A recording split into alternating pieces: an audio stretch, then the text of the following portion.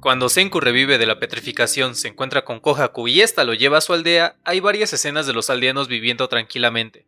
Se nos muestran cómo todos se dividen en las labores diarias que van desde resguardar la aldea, entrenar sus habilidades de combate, pescar, cazar, construir y al final vemos a la hermana de Kohaku. Ruri es la sacerdotisa de la aldea y la encargada de transmitir las 100 historias a la siguiente generación para cumplir con la voluntad de los dioses. En tan solo unos segundos, o paneles como se quiera ver, nos han explicado que en ese lugar los conocimientos científicos han desaparecido por completo, pero no las nociones sociales necesarias para la división del trabajo y la supervivencia. Observando cada imagen y con la información que van soltando los personajes, es como pude hacer un mapa mental de la organización en la aldea antes de que llegara Senku. Hasta arriba está la sacerdotisa, por debajo de ella estaría el líder y los consejeros. Más abajo estarían los guardias, peleadores, pescadores y el artesano. La base de esta dinámica serían los mismos aldeanos. Por cómo se expresa cada uno de ellos, la figura más importante es la de la sacerdotisa. Pero, ¿por qué? ¿Qué significa ese título y por qué es la figura de mayor relevancia? Un sacerdote o sacerdotisa es una persona dedicada al servicio divino y facultada para celebrar las ceremonias propias del culto. En ese sentido, la facultad de Ruri emana del dominio pleno sobre las 100 historias, y dedica su vida entera a estudiar historia por historia para poder compartir los conocimientos que guardan, tanto a los aldeanos como a la siguiente sacerdotisa. Siendo esta la razón de que cada aldeano le tenga tanto aprecio y estima a Ruri, porque ella es la que se encarga de instruir a los niños para tener una vida plena y feliz. Por otro lado, la ceremonia propia de la aldea sería el torneo para elegir al siguiente líder de la aldea, y en consecuencia el esposo de Ruri. Independientemente de si eso está bien o mal, la realización de un torneo de fuerza para escoger al esposo de la sacerdotisa asegura que el hombre ganador tenga las capacidades para protegerla de cualquier clase de peligro, y por consiguiente preservar las 100 historias. Aunque, ¿qué pasaría si uno de los más fuertes es alguien egoísta que solo anhela tener el control sobre los demás? ¿Quién se opondría a él? De forma implícita se nos dejó en claro que Ruri se convirtió en sacerdotisa luego de que su madre cumpliera con transmitirle las 100 historias, y muriera a causa de una enfermedad. Dicha enfermedad fue contraída por Ruri y eso la puso en riesgo de muerte, y la única opción que quedaba era que Kohaku asumiera esa responsabilidad, cosa a la cual se negó y se convirtió en la chica salvaje que conocimos. Dejando de lado que fue una decisión surgida desde el amor que le tiene a su hermana y con la convicción de que iba a llegar el momento en que se recuperaría, esta acción puso en grave riesgo el conocimiento que transmiten las 100 historias y el puente que uniría a Senku con su padre por última vez. Aunque no nos adelantemos. Con este panorama, Magma es el hombre más fuerte de la aldea y quien tiene mayores probabilidades de ganar el torneo. La cuestión es que sus motivos para obtener el liderazgo no son acordes a los ideales que transmiten las 100 historias, y esto se puede comprobar por cómo reaccionó Kohaku al escuchar que Magma tenía la plena intención de dejar morir a Ruri para casarse con más mujeres de la aldea. Ella no permitió que él ganara el torneo y eso generó un problema. Era imposible que Kohaku asumiera el liderazgo de la aldea porque no era correcto que se casara con su hermana. Al parecer, en todo el tiempo que pasó desde que comenzaron con esa práctica, era la primera vez que una mujer decidía participar, y esa posibilidad no estaba contemplada en las reglas. La única opción que le quedó al líder y los consejeros era reiniciar el torneo en otro momento, dando tiempo a que Kohaku encontrara la solución por causa del destino. Con la llegada de Senku a la aldea comenzó a resurgir la ciencia y con ella la mentalidad de que lo divino no es lo que rige al mundo. Mediante el esfuerzo y el conocimiento científico, es como se abren paso en el camino a crear el antibiótico que salvará a Ruri. Con un incendio, una sandía y un golpe directo en las nueces de Ginro, es como Senku se convierte en el líder de la aldea porque desde el punto de vista de los aldeanos, él ganó justamente ante los dioses. Solo quedaba que tanto el líder como los consejeros estuvieran de acuerdo con ese hecho. La única manera en que lo aceptaron fue cuando Senku curó a Ruri por completo, y es cuando se nos dice que el nombre de la aldea es Ishigami. En el momento que Ruri nos narra la última de las 100 historias se nos aclaran demasiadas cosas. La primera es que tanto Ruri como Kohaku son descendientes directos de Lilian y Byakuya, y son ellos los últimos que murieron de aquel grupo que sobrevivió en el espacio y son quienes comenzaron con la tradición de transmitir las 100 historias. Debido a que perdieron todos los medios para poder enseñarles el poder de la escritura, se vieron en la necesidad de transmitirles estas historias de manera oral a sus descendientes, y hay que ponernos un poco en situación de lo que significa esto. Recuerdo que cuando tenía 12 años en la secundaria nos pusieron a jugar algo llamado teléfono descompuesto, que consiste en que una persona recibe un mensaje de forma de murmuro y lo tiene que pasar al siguiente compañero de la misma manera. No recuerdo qué decía el mensaje inicial, pero este no tenía nada que ver con el final y todos nos reímos en su momento.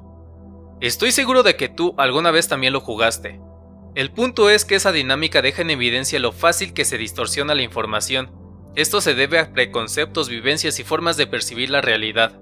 Esta dinámica explica por qué en la aldea Ishigami los conceptos científicos se fueron perdiendo con el tiempo y llegaron al punto de que cualquier cosa que no tenga una explicación aparente era hechicería. Ellos no tenían nada en su realidad con lo cual relacionar lo escuchado en las 100 historias. Durante los más de 3000 años que pasaron desde que Byakuya y su grupo murieron hasta que Senku se encontró con los aldeanos en Ishigami, los habitantes cambiaron las ideas de la razón por la divinidad, ya que era la única explicación lógica que encontraban a cosas como que una persona sea capaz de memorizar 100 historias. Y cosa curiosa, no es hasta el arco de la Isla del Tesoro que sabemos que esas historias son larguísimas. En una sola noche Senku solo pudo escuchar 8. 8 de 100. 8 historias fueron capaces de agotar mentalmente a Senku. Eso nos debe dejar claro que Byakuya llevó al máximo su vocación de profesor para que su descendencia aprendiera las 100 historias. Y esto explica por qué las descendientes de Lilian y Byakuya fueron catalogadas como sacerdotisas. La facultad, o en este caso la memoria, era inhumana como para no perder la mayoría de los detalles de cada historia. Desde la perspectiva de un aldeano, esto tenía que ser un regalo de los dioses. Pero no. Esto fue obra de un padre que tenía una fe ciega e inquebrantable en su hijo adoptivo. El hecho de que sus hijos hayan sido los que continuaron con la tradición fue porque esa voluntad se les fue transmitida, y fue honrada con cada generación que pasó, y debían asegurarse de que esas historias sobrevivieran a lo largo del tiempo.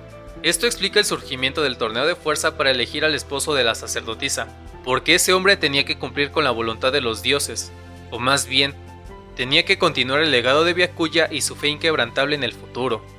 Aunque, ¿qué significa este legado para Senku? Para Cebollín significa que el amor que le tuvo Byakuya es tan intangible que superó la barrera del espacio-tiempo, y que el camino que escogió de recuperar la civilización y salvar a la humanidad es el correcto. En ese legado encuentra la fuerza que necesita para lograr ese propósito. De ahí que Senku llore en la tumba de su padre porque cae en cuenta de que él se ha ido, pero lo acompañará el resto de su vida. Luego de darse cuenta de que su viejo se pasó al estructurar las 100 historias, Senku le pide a Ruri que solo le comparta aquellas que estén relacionadas con minerales, algo que ya se había planteado con los nombres de los habitantes, ya que la mayoría tienen nombres relacionados a piedras preciosas. El punto es que en una de esas historias Byakuya le dejó el mensaje de que él recolectó toda clase de minerales que pueden servir para la ingeniería o la química. El platino es comúnmente utilizado como catalizador en varias reacciones, ya sean orgánicas o inorgánicas, y las 100 historias cumplen esa misma función.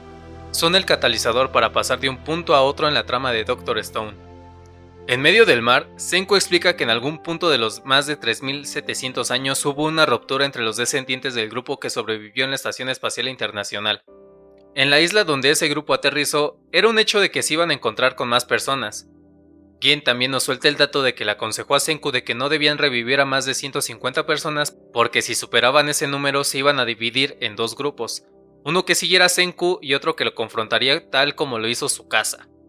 Ese número de 150 es conocido como el número de Dunbar, en honor al antropólogo Robin Dunbar, quien estipuló, de forma resumida, que ese valor se aproxima a la cantidad de relaciones plenas que puede tener una persona en un sistema determinado.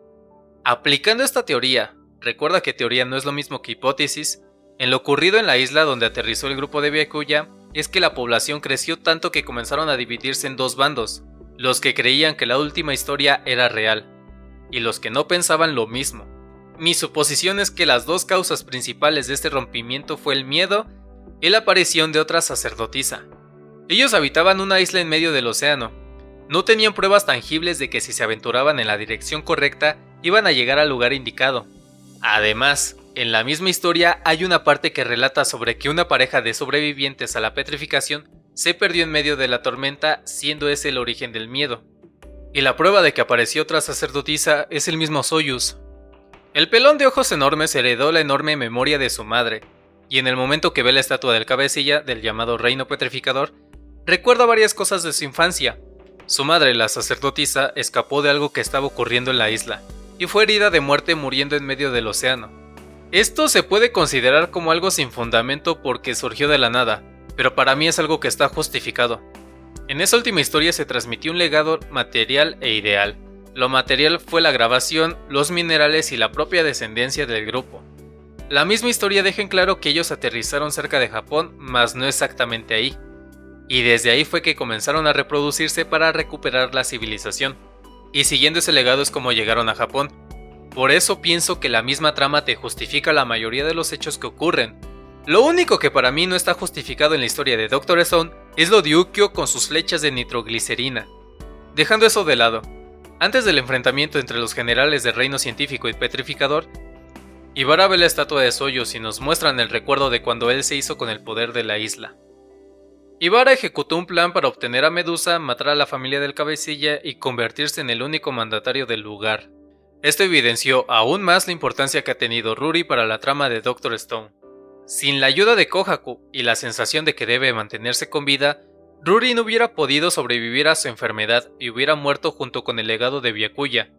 Sin las 100 historias, Senku no podría haber inculcado en el corazón de los aldeanos la convicción de salvar a todas las estatuas del mundo. Sin las 100 historias no habría tenido la oportunidad de volver a escuchar a su padre.